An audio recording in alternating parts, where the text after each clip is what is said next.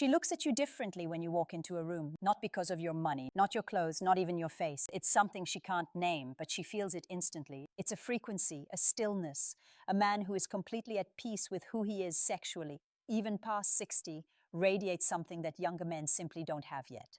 Here's the brutal truth. Most men after 60 shrink. They apologize for their age. They compete with 35-year-olds in their own heads and lose before they even open their mouth. But the men who don't, the men who carry this silent, unshakable sexual confidence, women notice them first every single time. Today, I'm going to break down exactly what that confidence is, where it comes from, and most importantly, how to build it. Stay with me, because what I'm about to tell you in the next few minutes changes everything. She looks at you differently when you walk into a room.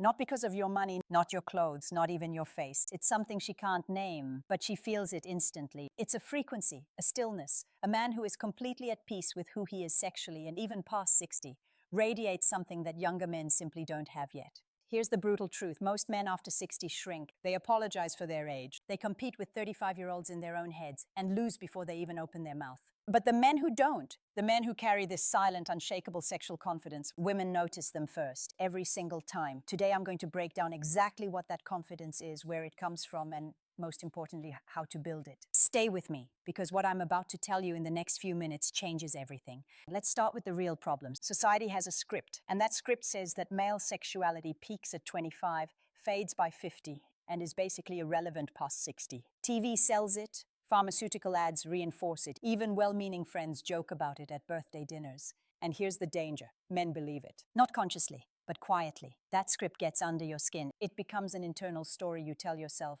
I'm past my prime. She'd rather be with someone younger. I should be grateful for whatever attention I get. That story is poison, and it's completely false. Here's the psychology you need to understand. Sexual confidence is not a hormone level. It's not an erection. It's not a number on your driver's license. Sexual confidence is a belief system, and belief systems don't expire. There is a concept in behavioral psychology called self-concept congruence. It means how closely your perception of yourself matches the identity you project outward. When those two things are aligned, and when you know who you are and you own it without apology, other people feel it, especially women. Women are extraordinarily attuned to congruence. They've spent decades reading social signals. When a man projects confidence he doesn't feel, she picks it up in seconds. The slightly too loud laugh, the way he checks his reflection, the way he over-explains himself in conversation. But when a man is genuinely congruent, when his inner world matches his outer world with no apology and no performance, that creates something primal, something she responds to at a level she can't rationally explain. Now, here's what most men get completely wrong. They think sexual confidence after 60 means performing like they're 35. So they buy the sports car, they hit the gym obsessively, they chase women 10, 15 years younger and try to prove something. That's not confidence, that's compensation.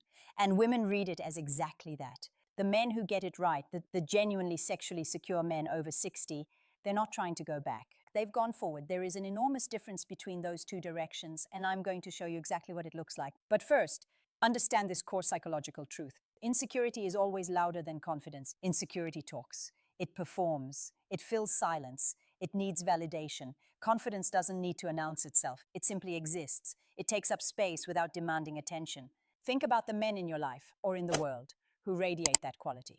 They're not the ones with the best opening lines. They're not the ones working the hardest to impress. They're the ones who seem completely unbothered by the need for approval. That unbothered quality is not an accident. It is a psychological state that can be cultivated deliberately. And for a man over 60, it is more achievable than at any other point in his life. Here's why. At 35, a man is still building, he's still proving, he's still fighting for position, status, identity.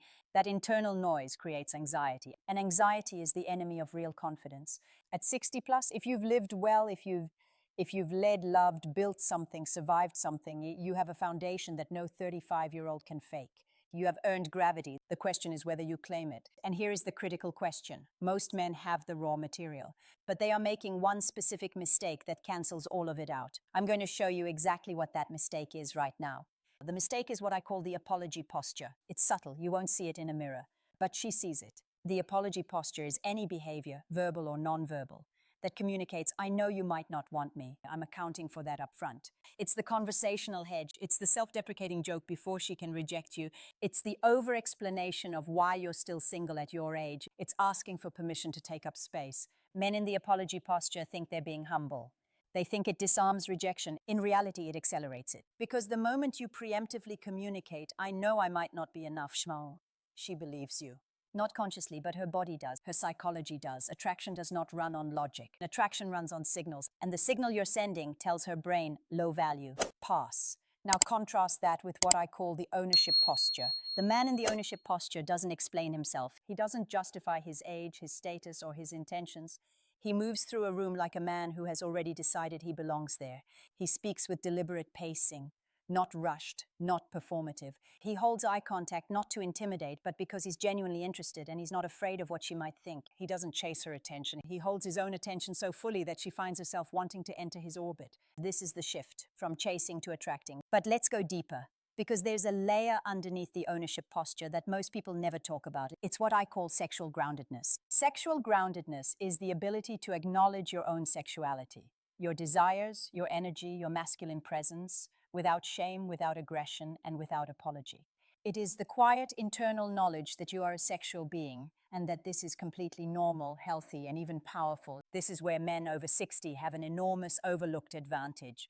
A young man's sexuality is often loud, reactive, and poorly regulated. He's driven by urgency, by anxiety, by the fear of not performing. His sexuality is tangled up in ego and insecurity. But a man who has lived through decades of real relationships, real intimacy, real connection, real heartbreak, his sexuality can be something completely different, measured, present, rooted. When a woman encounters that energy, a man who is sexually alive without being sexually desperate, and it triggers something deep in her wiring, she feels safe and she feels drawn. Now, here's where I need you to pay very close attention, because I'm about to show you the specific behaviors that signal sexual groundedness and the specific behaviors that destroy it. And the line between the two is thinner than you think. Most men, when they hear be more confident sexually, translate that into being more aggressive, more direct, more obvious about their interest. That is the wrong direction. Sexual groundedness does not look like aggression. Aggression is anxiety with a mask on. Aggression pushes. Groundedness draws. Sexual groundedness looks like ease, like a man who is comfortable in his own body, who moves without hurry, who can talk to a woman without needing to land somewhere, without the transaction, without the agenda buzzing just beneath the surface. She can feel when there's an agenda. She always can. The sexually secure man doesn't have an agenda. He has presence, and that is the rarest thing a man can offer. So what does this actually look like in practice? Let me give you the exact framework. Let me give you 4 concrete pillars of sexual groundedness that the most attractive men over 60 embody consistently. Pillar 1, they have a defined internal life. The weak man's response. He defines himself through her reactions. When she's warm, he's confident. When she's cold, he spirals. His internal state is determined by external feedback. The high-status man's response. He has his own world, his own interests, his own sense of purpose, his own daily rituals that exist entirely independent of female validation. He is not emotionally available because he needs her. He is emotionally available because he chooses to be. This is critical. Women are not attracted to men who need them. They're attracted to men who want them, but clearly don't need them. The distinction is everything. If your emotional regulation depends on whether she texts back, you have work to do. Not because it makes you weak in some moral sense, but because she feels the neediness, it creates pressure. And pressure kills attraction. A defined internal life is built through a pursuit you care about, a physical discipline you maintain, a social world that doesn't revolve around her, and a daily practice of self-respect. Non-negotiable every day, regardless of where things stand with any woman. Pillar 2, they communicate through stillness, not noise. The weak man's response, he fills silence, he overtalks. He uses words as a defensive shield, preemptively answering objections she hasn't even raised. He explains, justifies, qualifies. The high-status man's response, he is comfortable with silence. He speaks when he has something to say.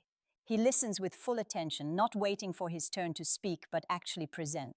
When he does speak, there is weight to it because it doesn't come constantly. Pacing is power. Slow down your speech by 20% from what feels natural. Pause before you answer, not because it's a technique, but because you're a man who thinks before he speaks. That quality alone communicates more authority than anything you could say with more words. Pillar 3, they lead without announcing it. The weak man's response, he asks permission for everything. Would you like to maybe possibly go to dinner sometime if you're not too busy? He qualifies, he hedges, he makes himself small to pre-manage rejection. The high-status man's response, he makes decisions. Let's go to dinner Friday. I know a place. He is not aggressive, he is not demanding. He simply decides and invites her into his world with calm certainty. This is one of the most important distinctions I can give you. Decisiveness is one of the most universally attractive masculine qualities across all age groups, all cultures, all contexts. Women don't just like a decisive man, they relax around one. Because decisiveness signals, this man has a direction, I am safe to move toward him. Indecision, on the other hand, forces her into the leader role. And while she may take it, she will not feel attracted to you for making her take it. Decide, move, invite. Don't negotiate your own worth. Pillar 4, they are not afraid of their own desire. The weak man's response, he hides his interest. He's friendly but covert. He performs detachment because he's afraid that showing desire will make him look weak, desperate, or pathetic. He suppresses the masculine polarity entirely. The high-status man's response, he acknowledges his desire. Calmly, directly, without performance. He can say, I find you very attractive, without immediately bracing for rejection. He can hold the tension of mutual interest without deflecting it with a joke or a retreat. This is the pillar men struggle with most, because we've been taught, overtly or subtly, that showing desire is showing vulnerability. And vulnerability feels dangerous. But here's the truth that most men never get. A man who can express desire without desperation is extraordinarily rare. And that rarity is magnetic. Desperation says, I need this from you. Desire says, I want this. And I'm comfortable enough with myself to tell you. That distinction is the difference between a man who repels and a man who draws. Now, one last thing I need you to understand before we close this out. Because this is the piece that ties all 4 pillars together. And without it, none of them fully land. The foundation underneath all of it is self-respect. Not the performed version. Not the I'm working on my confidence version that still apologizes at the end. The real kind. The kind that comes from a man who has looked at every part of himself, including the flaws, the years, the mistakes, the gray hair, the body that doesn't move like it once did, and made a decision to own all of it. Not in spite of his age, because of it. That decision is not made once. It is made every morning. It is rechosen in every room. It is the quiet revolution that changes how the world responds to you. And here is what every woman who encounters that man feels without knowing why she feels it. This man is not available to be diminished. He has claimed himself fully. That is the most attractive thing a human being can project at any age. Let me leave you with this. You are not competing with younger men. That race is not yours to run, and it never was. The men who understand what we talked about today, they have stopped looking backward. They have stopped trying to recover something from 30 years ago. They are building something that only time and experience can create. A man fully arrived in himself. A man who knows his own value without needing the world to confirm it every hour. That man attracts. That man keeps attraction. That man doesn't chase because he doesn't need to. The silent confidence of sexually secure men over 60 is not a mystery. It is a practice. It is 4 pillars deliberately built and daily maintained. It is an internal decision, made and remade, to own your history, your presence, and your desire without apology. You have earned your gravity. The only question is whether you claim it. Start today. Not with a technique, not with a line, with a decision. Decide that you are no longer available to make yourself small in exchange for approval. Decide that your age is not a liability. It is the proof of your depth. That decision is the beginning of everything. If this opens something up for you today, don't let it close. Subscribe to She Decrypted to unlock her mind and master the game of attraction. Every video is built for men who are done playing small. Don't stay in the dark.